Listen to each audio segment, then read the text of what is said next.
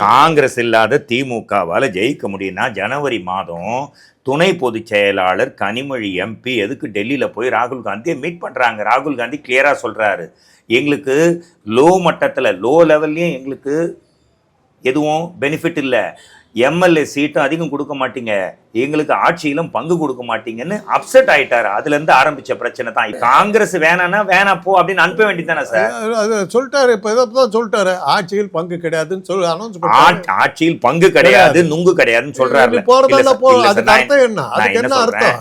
இப்ப கூட்டணி வச்சுக்கிறோம், ஆட்சியில நாங்க ஜெயிச்சா டிஎம்கே தான் ஆட்சி அமைப்போம், அமைச்சர்கள்லாம் நாங்க தான், பங்கு இல்லை.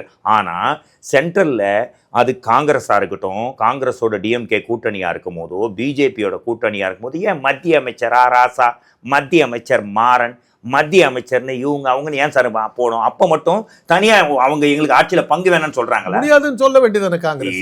நல்லா ஒரு நியாயமான ஒரு, நீங்க காந்தராஜ், நான் மோகன்ராஜ், நியாயத்துக்கு பேர் போன மோகன்ராஜ் கோட்ல உட்காந்துருக்க, காந்தராஜ் ஷார்ட்ஸ்ல உட்காந்துருக்க, உள்பனின் ஓட்ட சார், அதனால போட்டு அதே தான். இப்ப என் பேண்ட் கிழிஞ்சு போயிருது, இதை போட்டு அப்படிப்பட்ட ஒரு காந்தராஜ் கிட்ட உங்களால பேச முடியாதா? பதவி கொடுக்க முடியாது சொல்ல முடியாதா உங்களால? சொல்றாங்களே சார், இவங்க தான் கெஞ்சிட்டு இருக்காங்க. சரி, ஆராசாவை கொடுத்துட்டு அவரை என்ன பண்ணீங்க?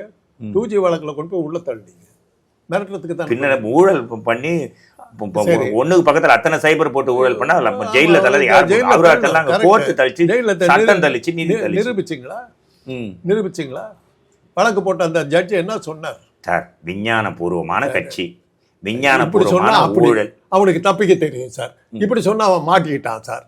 என்ன சார் உங்க வாய் சார்? கூட்டணி வாயில எதுவுமே உடுப்புல நம்ம அரசியலே பேச வரல சார். கூட்டணி குற்றவாளி இல்லைன்னு உங்க வாயில வராது. ஒருத்தனை பார்த்தா குற்றவாளி குற்றவாளி, ஏன்னா மனசு பூரா களங்கம், உடம்பு பூரா அழுக்கு, மனசு பூரா அழுக்கு, யாரை பார்த்தாலும் குற்றவாளின்னு நினைக்கிறீங்க. அதுக்கு என்ன பண்றது?